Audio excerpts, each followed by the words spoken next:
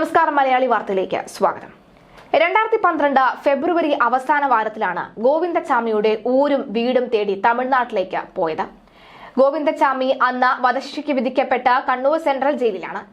ചെന്നൈയിൽ നിന്ന് 247 കിലോമീറ്റർ അകലെ കടലോര ജില്ലയായ കടലൂരിലെ വിരുദാചലം താലൂക്കിലെ സമത്വപുരം ഗ്രാമത്തിലാണ് ഗോവിന്ദച്ചാമിയുടെ വീട്. ഈറമരക്കാടുകളും കരിമ്പും നെൽകൃഷിയുമുള്ള നാട്. 1998 കരുണാനിധി സർക്കാരാണ് തരിശുകിടന്ന പുറമ്പോക്ക് ഭൂമിയിൽ സമത്വപുരം ഗ്രാമം നിർമ്മിച്ചത്. 100ഓളം ഭവനരഹിതരായ കുടുംബങ്ങൾക്ക് അന്ന് സർക്കാർ സ്ഥലവും വീടും നൽകി. മാലപ്പൊട്ടിക്കലും സ്ത്രീകളെ കടന്നുപിടിക്കാൻ തുടങ്ങിയ സേലം, ഈറോഡ്, കോയമ്പത്തൂർ റെയിൽവേ പോലീസ് ഗോവിന്ദച്ചാമിക്കെതിരെ അന്ന് 13 കേസുകളുണ്ട്. കണ്ണില്ലാത്ത ക്രൂരത കാട്ടുന്ന ഗോവിന്ദച്ചാമി മരണാനന്തരം കണ്ണുകൾ ദാനം ചെയ്യാൻ ഒപ്പിട്ടുകൊടുത്തു എന്ന വൈരുദ്ധ്യം അവിടെ നിന്ന് എല്ലാവരും അറിഞ്ഞു. തകര ഷീറ്റ് കൊണ്ടുള്ള വാതിൽ അടച്ചിട്ടിരിക്കുന്ന നിലയിലാണ്. അന്വേഷണത്തിൽ സഹോദരൻ സുബ്രഹ്മണ്യനാണ് ഇവിടെ താമസിക്കുന്നതെന്ന് പോലീസിന് വ്യക്തമായി. അയാൾ എവിടേക്ക് പോയെന്ന ചോദ്യത്തിന് രാത്രി തിരിച്ചെത്തുമെന്ന് പ്രായമായ ഒരാൾ മറുപടി നൽകി. രാത്രിയിൽ വീണ്ടും ഗ്രാമത്തിലെ വീട്ടിലെത്തി. വീട് അടഞ്ഞു തന്നെ. പൊടുന്നനെയുള്ളയാൾ മുന്നിൽ പ്രത്യക്ഷപ്പെട്ടു. കൂടെ ചെല്ലാൻ പറഞ്ഞു. തൊട്ടടുത്ത കല്ലുങ്കിൽ കഞ്ചാവ് സംഘത്തിനൊപ്പം ഇരിപ്പുണ്ടായിരുന്ന സുബ്രഹ്മണ്യൻ എതുക്ക് വந்தாച്ച് കടുപ്പിച്ചായിരുന്നു ചോദ്യം. വധശിക്ഷയ്ക്കെതിരെ പ്രവർത്തിക്കുന്ന മനുഷ്യാവകാശ സംഘടനയിൽ പ്രവർത്തിക്കുന്നവരാണ് എന്ന ഉത്തരം തൊടാതെ വിഴുങ്ങാൻ സുബ്രഹ്മണ്യൻ തയ്യാറായില്ല.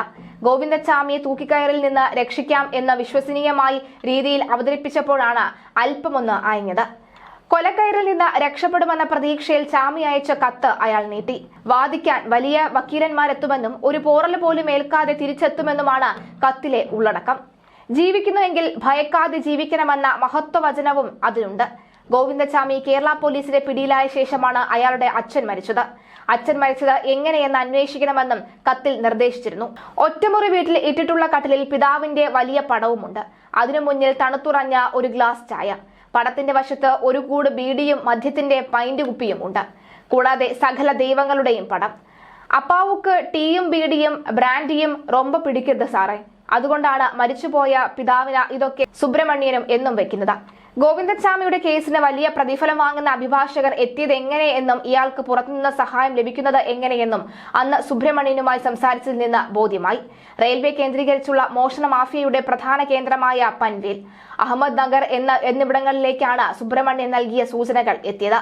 പൻവേൽ എന്നത് എല്ലാ ദീർഘദൂര ട്രെയിനുകളും നിർത്തുന്ന റെയിൽവേ ഹബ്ബ്. അന്ന് ദക്ഷിണേന്ത്യയിലേക്ക് മുഴുവൻ വ്യാപിച്ചു കിടക്കുന്ന ഒരു പ്രൊഫഷണൽ സംഘം റെയിൽവേ മോഷണ വിഭാഗത്തിലുണ്ടായിരുന്നു. അവരുടെ കേന്ദ്രം പൻവേലിലാണ്. ഈ സംഘത്തിലെ പ്രധാനിയായിരുന്നു ഗോവിന്ദച്ചാമി. ചാമിക്ക് നിയമസഹായം ഒരുക്കാൻ അഭിഭാഷകരെത്തിയത് മുംബൈയിൽ നിന്നാണ്. ഗോവിന്ദച്ചാമിക്ക് വേണ്ടി അഭിഭാഷകരെ സമീപിച്ചത് പൻവേലിലെ ചില തമിഴ് സുഹൃത്തുക്കളാണെന്നും സംഭാഷണത്തിൽ സൂചന ലഭിച്ചു. ആയവത്തുകുടി എന്ന സ്ഥലത്ത് നിന്നാണ് സമത്വപുരത്തേക്ക് ഗോവിന്ദച്ചാമിയുടെ കുടുംബത്തിന്റെ വരവ്. മുഴുകുടിയനായിരുന്നു. പട്ടാളത്തിൽ ഹവിൽദാരായി വിരമിച്ച അച്ഛൻ ആറുമുഖം. എല്ലാം വിറ്റ് നശിപ്പിച്ചു. വീടും കടത്തിലായതിനാൽ സമത്വപുരത്ത് നിന്ന് അവർ മറ്റെവിടെയും പോയില്ല. റോഡ് പണിക്കാരിയായിരുന്ന ഗോവിന്ദച്ചാമിയുടെ അമ്മ അവധിക്ക് നാട്ടിലെത്തിയ അറുമുഖം റോഡ് പണിക്കെത്തിയ യുവതിയെ കണ്ടു. ഇഷ്ടം തോന്നി കൂടെ പാർപ്പിച്ചു. ഗോവിന്ദച്ചാമിയും സഹോദരൻ സുബ്രഹ്മണ്യനും ചെറുപ്പം തൊട്ടേ തല്ലിപ്പൊളികളായിരുന്നു. 22 കൊല്ലം പട്ടാളത്തിൽ സേവനമനുഷ്ഠിച്ച പിതാവ് അറുമുഖനൊപ്പം കുട്ടിക്കാലത്ത് ജമ്മുവിൽ താമസിച്ചിട്ടുള്ള സുബ്രഹ്മണ്യവും ഗോവിന്ദച്ചാമിക്കും ഹിന്ദി നന്നായി സംസാരിക്കാൻ അറിയാം. ഇതാണ് ഇയാളെ പൻവേൽ സംഘവുമായി അടുപ്പിച്ചത്. സമത്വപുരത്തേക്ക് വരുമ്പോൾ ഗോവിന്ദച്ചാമിക്ക് പ്രായം 14.